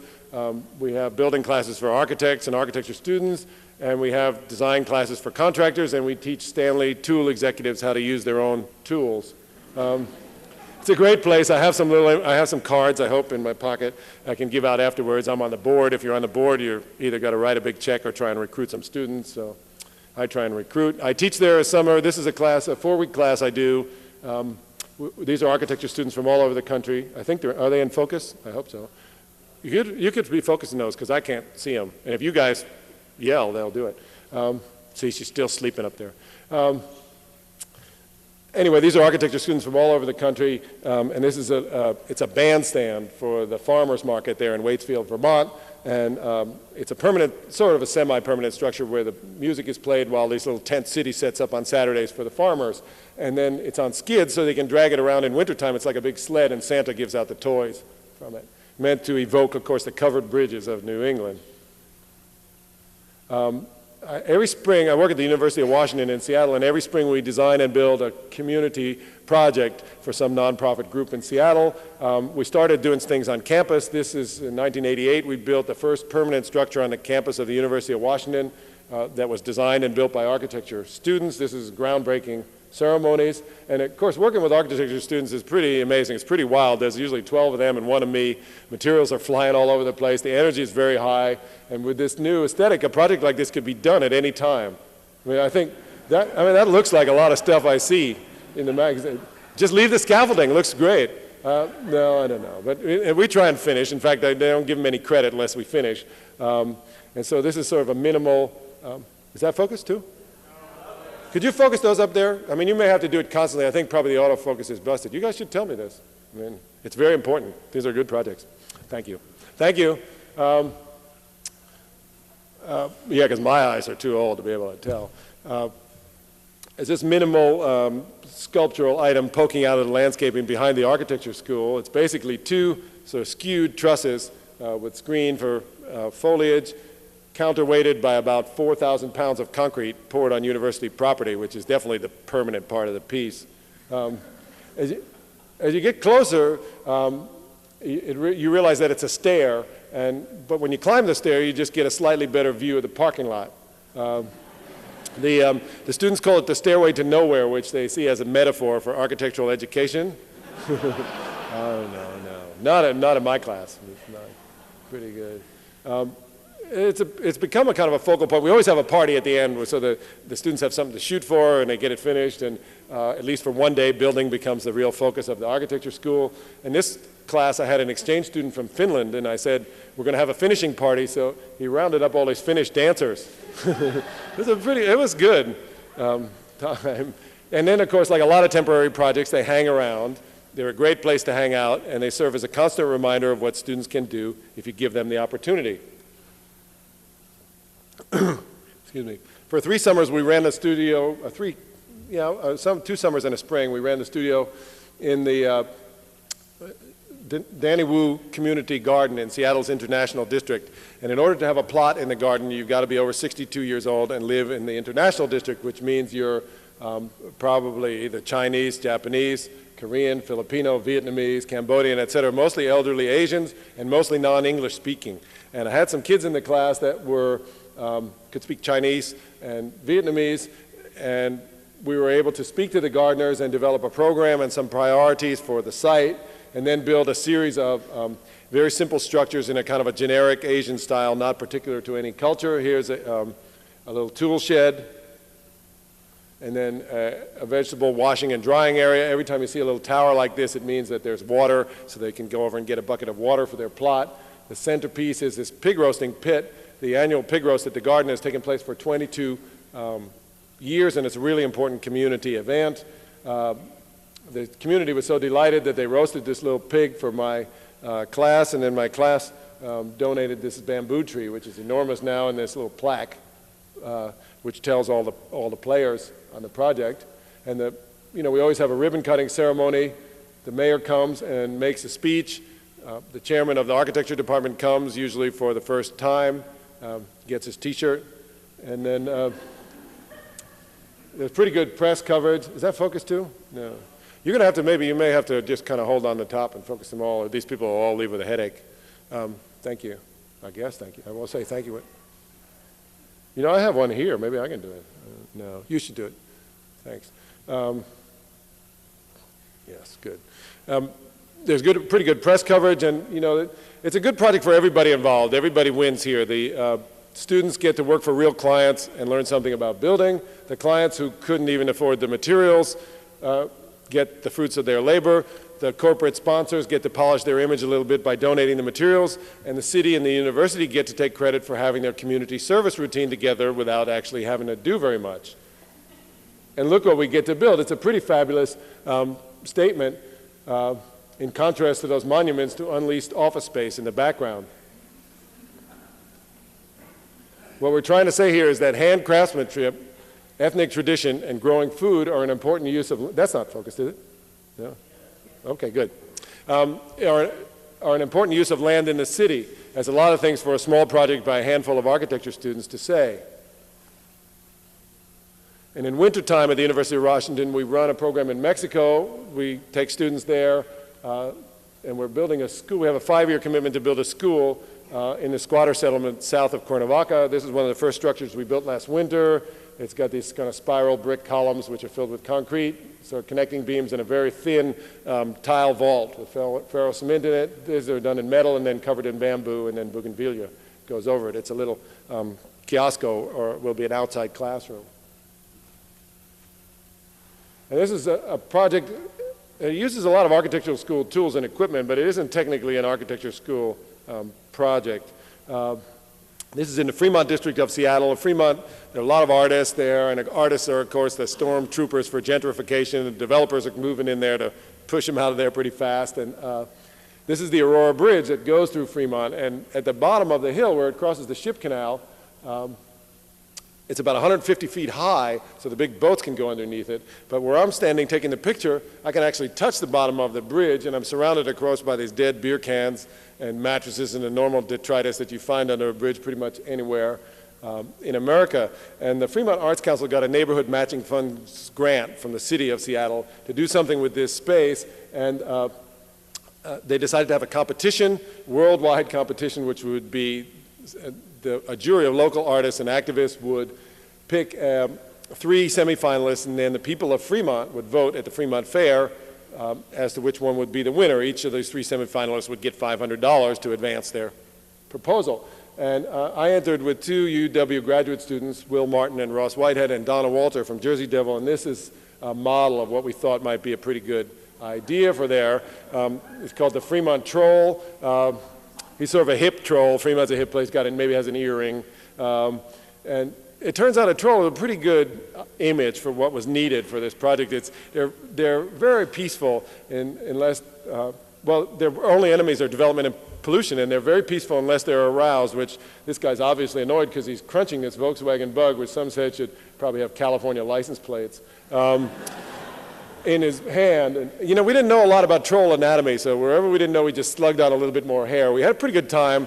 I think the jury thought it was a little silly, and they did not give it one of the $500 awards for first 3, but they said that if we wanted, we could enter it and continue along, and and leave it to the people. And of course, when the public saw it, they voted 6-1 in favor of it. This whole model is just made out of drywall compound. As architects, we build models all the time, and the idea is to just kind of scale them up, and you have a building, it's no problem. But here, this is the hardest kind of model to structure transition that I've ever made. What we did was we made a rubber mold. We cast about a number of these plaster trolls and then sliced them on the school bandsaw, memorable, generating a number of cross-sections, which we then bent in rebar, wrapped with mesh. A Volkswagen was donated without a motor, and school kids came from all over Seattle to give us items to seal in there for a time capsule. And then with the aid of a stucco pump and a lot of volunteers. We plastered it inside and out in one day, this very thin ferro cement shell, and then bring in, of course, the Italian craftsmen to do the skin and the hair and all that stuff. It was pretty low budget by the time we paid off those guys, those $500 came out of the budget, and the insurance and the administration and everything. We had about $15,000 left, and we raised a little extra money on site by selling Fremont Troll T-shirts and shower caps. Those are shower caps in the foreground. Of course, shower cap has the ultimate fashion statement in a city like Seattle, where there's always a chance of showers. And we dug down and we found the old Aurora Street. So we were delighted that Troll Plaza was already complete, and we only had to pour this little section that makes it look like he just dragged his VW out of passing traffic. The city of Seattle kicked in for some broken up pieces of street to build the retaining walls. I think they'll give those to anybody, really. But there's also, over his head is a leaking expansion joint on the bridge. So all winter long there's this constant drool of slime and moss that kind of comes down and keeps them really greasy. And then the eye here is it's a Volkswagen hubcap covered in prismatic diffraction grid, that rainbow foil. Of course, it breaks up the light into this rainbow of colors. So when a car comes up over the hill, the headlights hit this eye, and there's this big blast of light. It's a drunk driver's worst nightmare. It's not, so there it is. That's what it looks like sort of on site. There's been kind of an increase in foot traffic in this area. It's with a lot of kids in the daytime, which is great, but at night, particularly at 2 o'clock when the bars close, there's a sort of a less than desirable sector of Seattle society that gathers here at the Troll. There's sort of Beavis and Butthead kind of mentality that wants to go there and do crime or whatever they do. So the city, rather than patrol it, I think put in a bunch of lighting, which to their credit I think was pretty dramatic. It gives it that ominous blackness behind it and this great foreground lighting. These are some nighttime shots by Nancy Calderwood from Seattle. This is the dedication ceremonies. He's totally covered with kids, which he is all day long, every day. The band is getting down with some Troll music. And a miracle happened. The sun came out in Seattle in December. And it was so low in the sky, we're so far north, that it shone in under the bridge and illuminated the visage of the Troll. It was a really magical moment there. And there it is at the end of that long axis coming up from the ship canal. And every year now on Halloween, this is for 5 years now, he's 5 years old, his birthday is Halloween, which is now called Trolloween in Seattle. Hundreds of people gather in costume at the Troll. There's wild drumming, there's a kids' play, there's a torchlight parade that goes down through this arcade, this Hall of Giants that they call it, and it's become the place where the city celebrates Halloween, and it's a great tradition. And so in addition to kind of solving the urban design problem of what you do at the end of this long axis, what you do with the dead space underneath bridges, making the political statement that Seattle and Fremont in particular needed to make around 5 years ago, when growth was happening so fast, it's contributed to starting a tradition that's going to be around a long time after I'm gone, I hope. A lot of things for another small project that the city actually spent less on than they would on a police car to do. Well, I've got one more project. We did this last month. They called up the Denise Louis Early Education Center, which is a little preschool in the Asian neighborhood of town on Beacon Hill, called and wanted a play area, and they wanted my class to come and do it, and I don't do that until the spring, and we have something else this spring, and so et cetera, and they said, well, why don't you just come and do it? So I got a couple of friends from the Estamar School in Vermont to come, and we built this big dragon, which we did it in wood frame, and we prefabricated, this is a dragon section of his body and his wings and the floor, and we made all the sections on site on this little jig. These are the legs. Excuse me, we installed the legs, loaded it up with all these body sections. It was going to be like an accordion, and then built a beam in between, and then just slid them out into place so that every 2 feet we had that section through this dragon, hopefully dragon. This is the construction of the tail. He's 70 feet long, and about 40 of it is tail. And then it's painted gold, basically your Chinese restaurant gold color. Pretty nice. And there's the tail, which kind of rises up at the end, give it a little trying to make it a little dynamic and give it a little movement. And then the circulation spine, which goes through it, is Chinese red. They climb up through the tail, go through the body. Actually, does it reverse? Yeah, they go through the body and come down. That's a tubular turbo slide. It's pretty exciting down at the mouth. And this is the interior, sort of the Faye Jones dragon interior. He never does any commissions that exciting as a dragon, just those chapels. And then it's covered with the scales. It's a treated plywood, and then roll roofing is green and red scales. There's the head being framed, and you can see the feet are done and poured in concrete in this teardrop shape, and then these mesh toes, which we ferrule cement, and then the kids are making little ceramic self-portraits and dragons and stuff, and we're gonna mosaic the toes in the springtime with the kids. There's the latest photo that I have. It has that blue PVC that I see all over the school here, used for his backbone and on top of his head.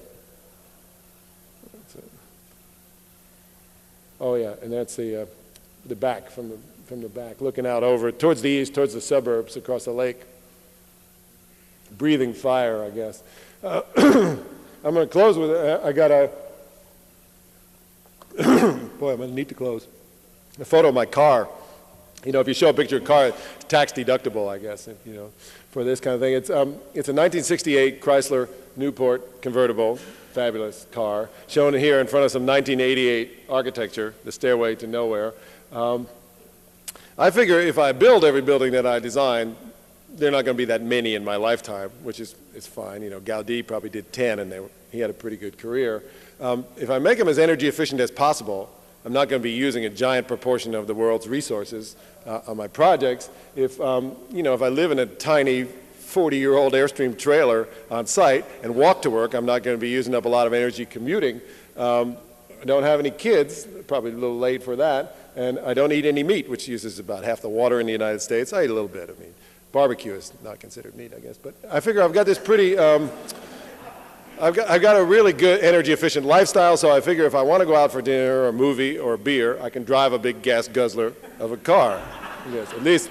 Well, maybe. I don't know. It's a 25-year-old car, and you know, all that steel's been in use for 25 years, and everybody else has had 6 cars since that time. So, but still, I think the auto industry has done a lot more to meet the challenges of energy that we face as a society than have architects. I mean, this car is 4 times as long as a Honda Civic. It barely gets between gas stations. You couldn't build a car like this today and sell it, but we build the architectural equivalent of it every day, many times, all over the world, and no one thinks twice about it. I'd say about 20 years ago, when we had the early energy crisis, we developed a fairly simple passive solar architecture. Jimmy Carter, when he was president in the late 70s, put some solar collectors on the White House as a symbol of what he called the moral equivalent of war on the energy crisis. He enacted tax credits for solar, for insulating and installing energy efficient devices, and he put on a bunch of scientists at the Department of Energy that were actually interested in alternative energy. And then in 1980, when Ronald Reagan was elected, one of the first things that he did, it happened almost immediately, was to take the solar collectors off the roof, fire all the guys at DOE, cancel the tax credits, and start to pump massive amounts of cash into the nuclear, oil, and coal industries, fostering this bogus energy glut that keeps our gas prices so low these days. And of course, architects who, go with the style anyway, didn't have any market for solar buildings, so we went into postmodernism, which was, of course, the perfect style for the Gipper, for Ron Reagan, all face and no space. And we had about 8 years of that, and then we got George Bush, the bomber. We had the decon came in right about then. I don't know, since I've been in architecture and since I've been coming to SCI-Arc, I think there's been so many wrong turns, in my opinion, so many goofy styles that sometimes I'm pretty embarrassed to be part of the architectural profession. I think sometimes the architectural profession is kind of embarrassed that I am part of it. But as I said before, this is the 90s. The environmental crisis is on us big time. I think style is not an issue. This is a hard thing to say in LA, but they're fiddling while Rome burns around there. But a bad building let's not get too far into it, but definitely buildings need to save energy. They need to use recycled materials. Here's a typical recycling project, could be anything. A 1962 Chrysler Newport made into, of course, a fireplace inspired by the work of former Los Angeles artist Phil Garner. We asked Phil if he wanted to come and do it, and Phil said, no, you know, that's just something that was all vernacular. People have been doing that for years, and he couldn't make one that worked. So we made one that worked. I got this 62 Newport. I bought the first 2 feet of it in the junkyard. They have this amazing saw that cuts it off, and then you hinge the grill, and then back here is this zero clearance, UL approved, energy efficient fireplace, outside air and all that stuff. And then you rewire the headlights to 110, and these are 1962 Chrysler Imperial taillights. I couldn't resist taking those back with it. They're all controlled by this dimmer. It gives this kind of weird Stephen King flavor to the room. And then just to show that it, you know, it'll go in any type of environment, this is this Chrysler Colonial mantelpiece. Really all it's missing is maybe like a roadkill up here. Would be pretty good. My spotted owl would be really nice, I think. You know, if George Bush had won the election, we could have a spotted owl.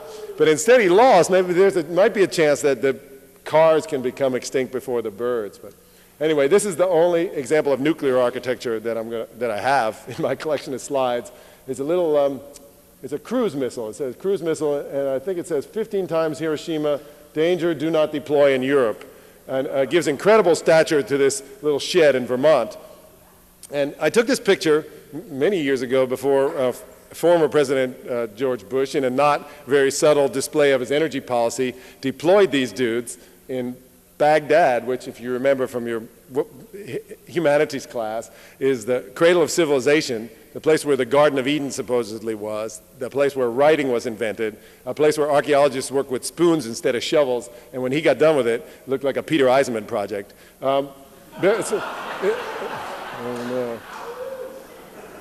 Yeah, basically. All right, well, I don't know. It's a SCI-Arc coming into the den of the enemy here. Basically, it's pretty simple. Buildings use 40% of all energy, which doesn't include the energy embodied in the materials in construction. Nuclear energy, and oil and coal for that matter, represent death and environmental destruction. Solar energy and renewables and recycling represent sustenance and survival. So if you want to contribute to the continuation of the species, you'll design and build energy-efficient buildings like that solar cape across the street. Okay. Yeah, this is me on the cover a long time ago, boy, on the cover of the New York Times Magazine. That's what it says right up there, New York Times Magazine. We didn't get on the cover, but we managed to all pose with this cover. That's what the hell they do it. You know, during a bomb scare, you can put this on and take it. They have one every day. We didn't get on the cover, but we got inside the New York Times Magazine. We've been written up in Time, the occasional architectural journal all over the world. We've got a fairly busy speaking schedule, not just SCI-Arc, but we just came from Texas and here and there. And I'm always pretty amazed because you look at the work, and you've seen most of it, there's not a lot of buildings, and what buildings there are not exactly mainstream. I don't know if they've been influential or not, but what I think it shows is that it is possible to have a small practice in remote areas and get some recognition and have some influence if you stick to your guns and stay with what you believe in. Also, that you should retain a sense of humor that's essential to anything you choose for your life's work. Even in the case of something like this. This happened on my last trip to Southern California, actually. I was driving this truck about 15 minutes before I took this picture. And this happened, I was on my way of pulling a trailer. There's an Airstream trailer on fire in that picture, too. I was pulling it with everything I owned from Florida to San Diego to teach at the new architecture school at the University of California in San Diego with the Del Santos, which of course, as we know, also crashed and burned. So it was a pretty bad year for me. I lost all my tools, everything I had, and my job all in one kind of shot. It was about 2 months before my 50th birthday, and I thought, whoa, man, this is trying to tell me something. I had to take it as a signal or as an omen because, you know, the idea that a middle-aged guy would be driving around a 1956 Chevrolet truck, pulling a 1956 trailer, living on job sites, hand building all this, you know, this anachronistic architecture or whatever. I think I had to say, you know, I think the Indians do this in the middle of their life too. They put everything in a pile and burn it. So I was basically left with a pair of shorts and sneakers and no job. So I had to take it as a symbol that up to this point, I probably have had it, and from the future, maybe I can move into a more public kind of community-oriented teaching role that, because I don't have any tools anymore, the school buys them, that gives back a little bit of what I've taken so far. So I'm just like you guys, only I have, I have my values and that's about it. So anyway, for all of us, don't sit around watching the tube. Yeah, toss that sucker out. Wait, what's happening there? Huh? Will that drop? Ooh, the first one of the night. Toss it out. Let's just see. I'll skip it. It's a good slide, but I'll skip it. You want me to skip it, or you guys your fingers in there? What? Oh, man. We're so close to having dinner and a beer. That's a good slide. It shouldn't jam, but, you never can tell. We're really on a roll, too, aren't we? This could kind of confuse a lecturer. Sometimes they lose it when this happens and they forget what's going. But I'm sure this happens all the time, doesn't it? We could start the question and answer, or we could go home. There's only 2 more slides. Wow, but now they're all over the floor up there, so. I think this is a tribute that nobody's leaving, and I said there's only 2 more slides, and they're going to be like losers. How about any questions? Oh, man, the inspiration. Okay, well, I'm going to go forward then. Just turn it around backwards. It doesn't make any difference, and it'll probably drop that way. Oh.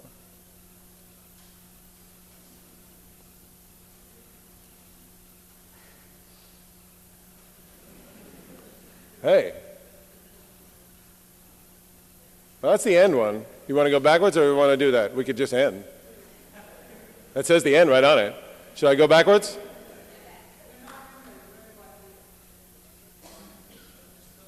Man, that's good. That's good. Do we get it? Hey, there we go. Okay, we were watching the tube, right?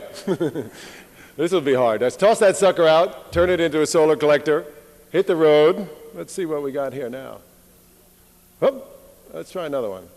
Put the wind at your back in one of these Jersey Devil t-shirts. This is important that we show a Jersey Devil t-shirt because I actually, in that bag over in the corner, have a few of those that I kind of hustle in a very cheap way to keep this design-build circus going. And in the new trendy black, there's a couple there too. But anyway, put the wind at your back, and there we go. Go out and build something that doesn't become a burden on future generations. Hopefully, that's all I've got. Thank you all for coming.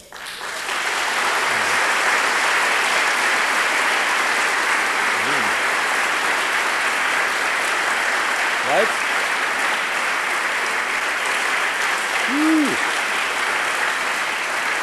Okay. No questions? I see everybody's going. They told me that I should take questions if you want. So we can do them informally, or we could do them formally. Informally is fine. I think that's, there is a question, I think. Should we wait till everybody clears out? What's the question? Okay.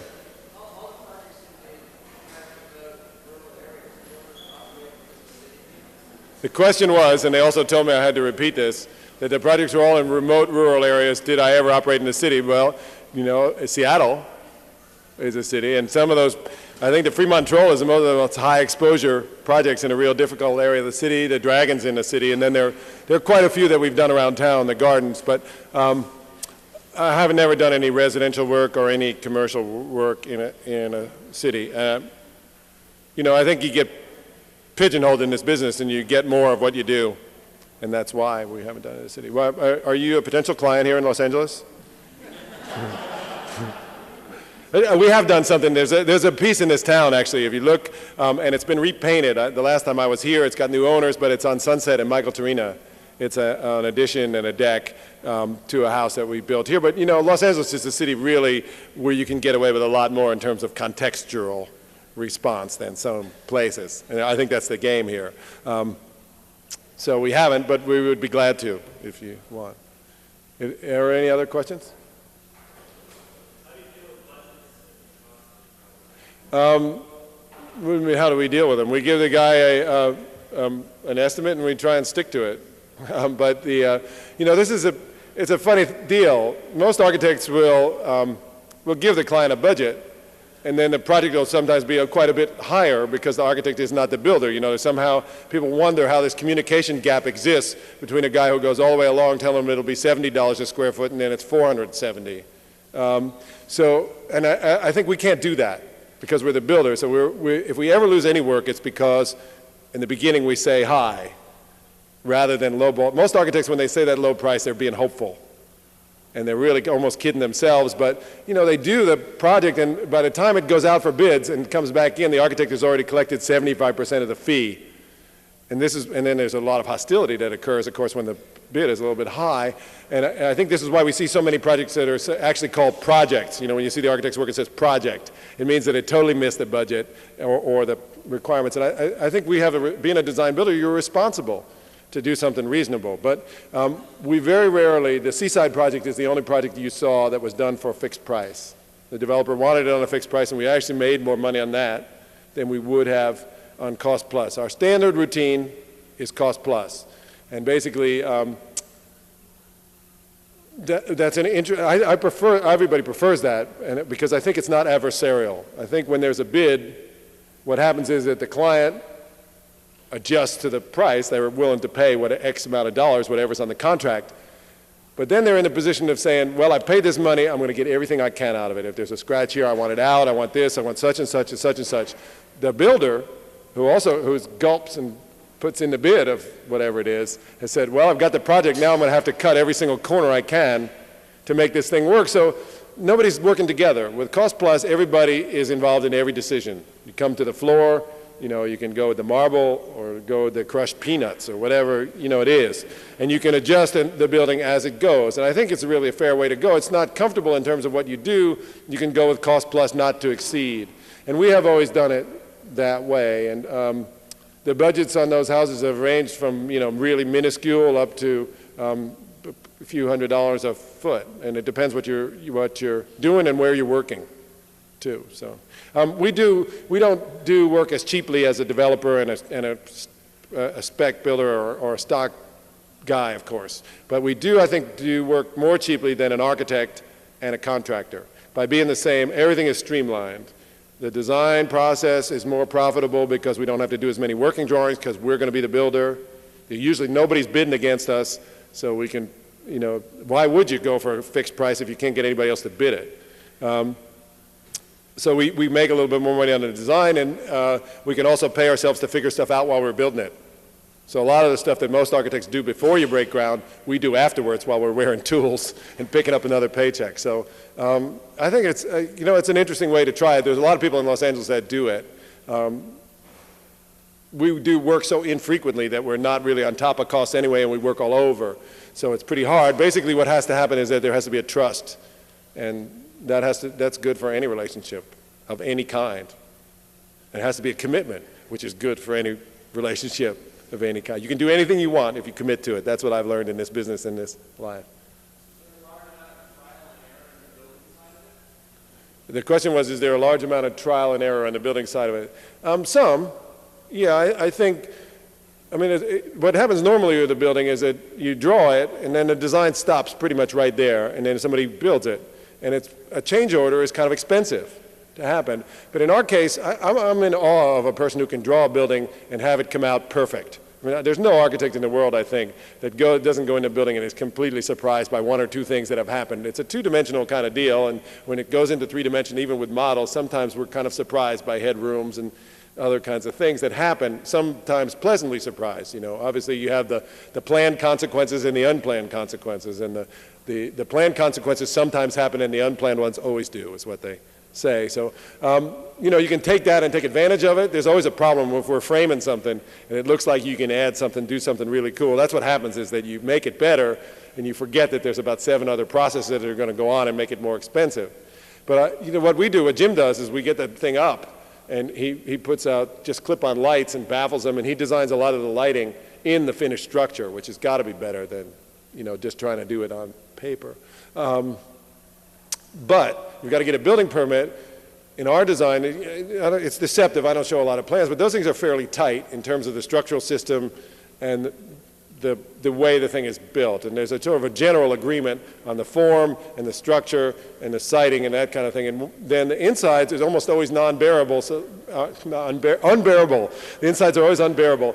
The insides are non-bearing, so there's it's pretty easy to move around walls and to take a client through there and mock them up with string or whatever you want, because really what the clients are always interested in, I mean, they don't know that they're interested in the daylight and all the rest of the stuff, but they're usually interested in what the rooms are and their input on the form and all that, and the structure is not it. So we have a really good set of drawings to get a permit on, which of course, doesn't even have to include any finishes, and then there's trial and error at the finish level, not on the whole form.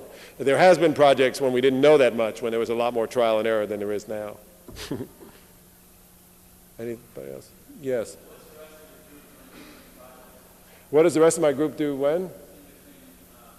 In between projects? Well, I do little, John lives in Lambertville, New Jersey, and he stays there because he has 2 kids, and he does small projects in Lambertville, which I was talking to Michael before. Los Angeles is one of the few markets that supports experimental architecture. Lambertville, New Jersey, which is 10 miles from where George Washington crossed the Delaware, kind of conservative. And he does a lot of kitchens. He does some small additions and solarization of houses. He teaches at the Estamar School in Vermont with me in the summertime, and he teaches at Ball State in Indiana. The Estamar we have a tag team that goes out from Vermont and does design-build studios, and he runs that program. Jim lives in Miami. We have New Jersey, Miami, and Seattle. It's like a peace sign going through the country. We divide it into 3 pieces, and we come together if we need to. Jim, well, he has a boat that he works on, and he bought that metal house that we built, the Palmetto House. After the hurricane, what happened was the client got an enormous check, and there really wasn't that much damage, but he was able to document personal damage in excess of the value of the house, and he bailed and sold it to Jim for fairly cheap. So Jim has been restoring it, and he has just restored it, and he has rented it to a tenant. There's another building on site where he lives, and he has an Airstream there as well. The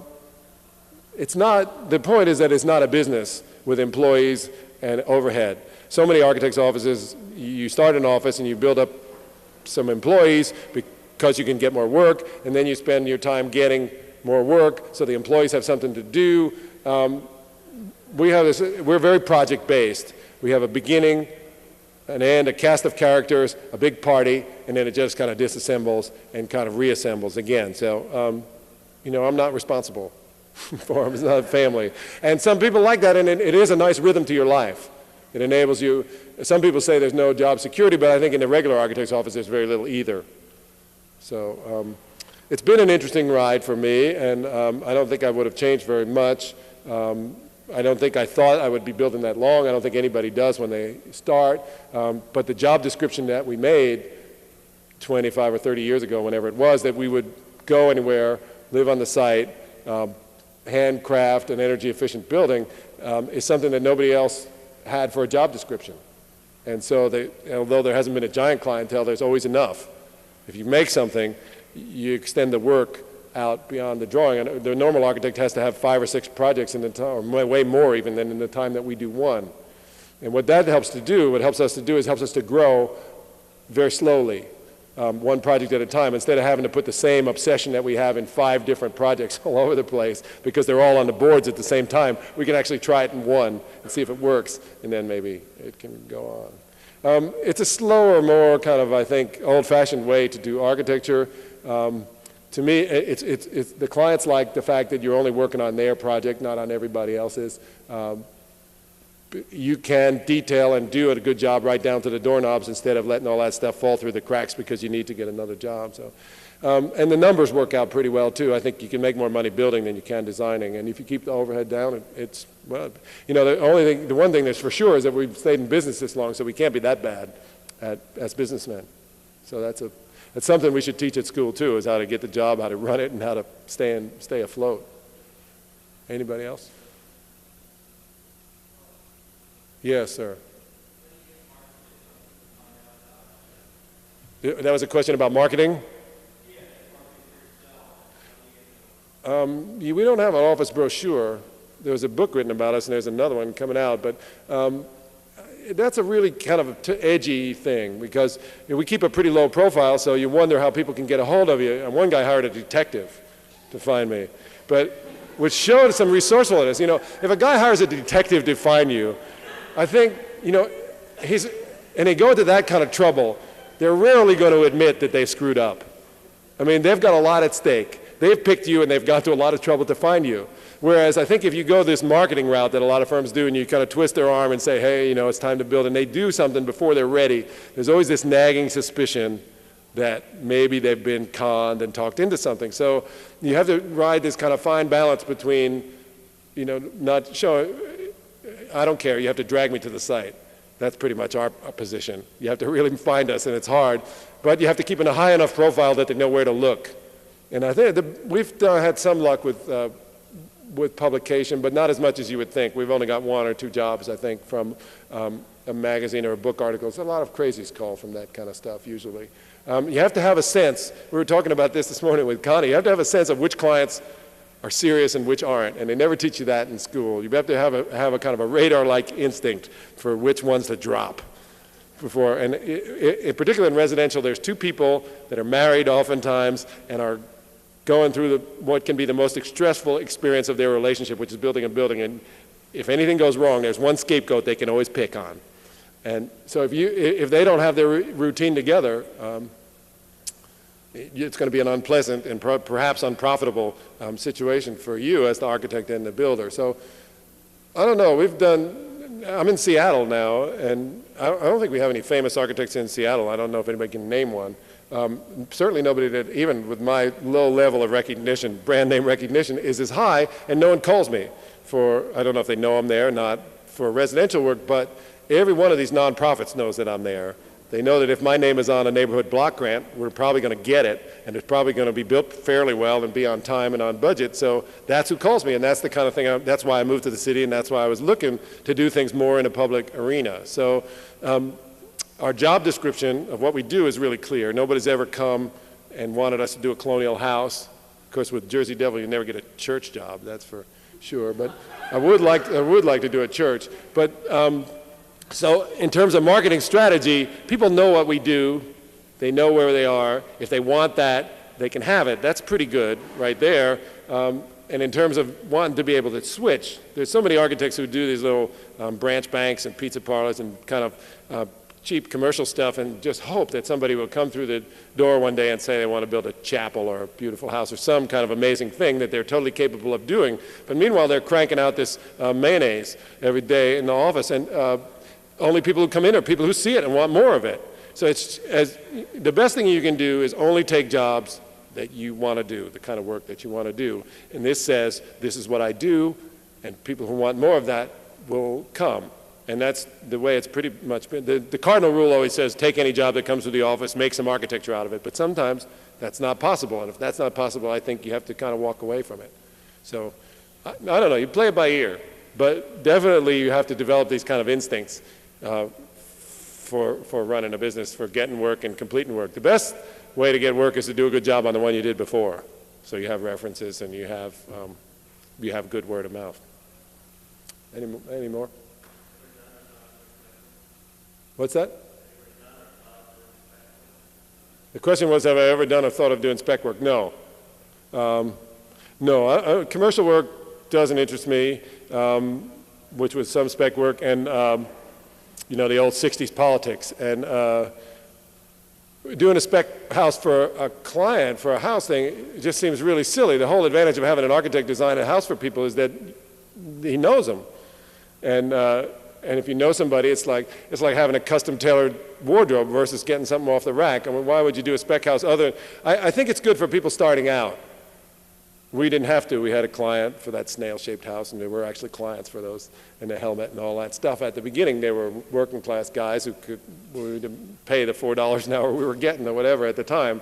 But it is possible that there are no clients. It's better than working in an office. You might do a spec thing to see. But I have never actually thought of it. It's much more fun to have real people. Clients can be a pain, but it's a service profession, and the part of the trick is to solve the problem and make art out of it. So it's much more fun when there's a client involved, and of course they pay all the bills too. That was good. Yes. Did you guys know how to build before architecture school? I worked in the tract houses as a frame carpenter, so I knew that type of building, which is, it's not important, but it's true that there's no emphasis on it in school. It's interesting, too. You know, if you went to music school and didn't play an instrument the whole time you were there, the piano or something, I mean, it would be, you know, you laugh, it's ridiculous. But at architecture school, it's very common for somebody to never pick up a piece of wood or brick or make something out of it. And I think the first year would be a really good time. We have a little thing I sometimes do with the students where they make stuff out of sheets of plywood and sacks of concrete. They just get involved with materials and they do design problems with it. And that, because it's more fun to design something, you don't want to build something that somebody else has already done. And so that you really get to experiment with materials and making things. And I think that changes what you draw. At the University of Washington, we have a bunch of design build that's really good. We have a furniture class that produces museum quality stuff that beats the professional craftsman every year at the table, lamp, and chair in Portland. And we have a lighting design that builds lighting fixtures. We have my class. We have potentially the best design build stuff, but it's all in the last year, and it's all elective, and you can only take one, you know, because they see all those classes as being similar, but they see every studio as being different. So we have a problem getting it accepted. I think there's also a problem with the licensing to get it accepted as part of the education. And in a way, it is possible. It doesn't necessarily have to be part of school. I think it should be at the beginning, but I think it could be a responsibility in Europe. I don't think you get to go to school unless you have worked construction before and spend a certain amount of time. So there are places where you can get the experience. It's a little harder for women to get it, to actually get a job on a site, and that's why it is good to have it as part of the school thing. But we had a little bit of experience, but we basically learned a lot on the job, as you can see from the progression. Yes, sir.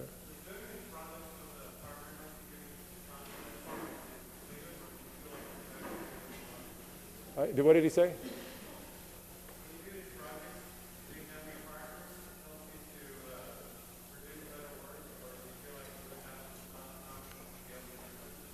He wanted to know if we did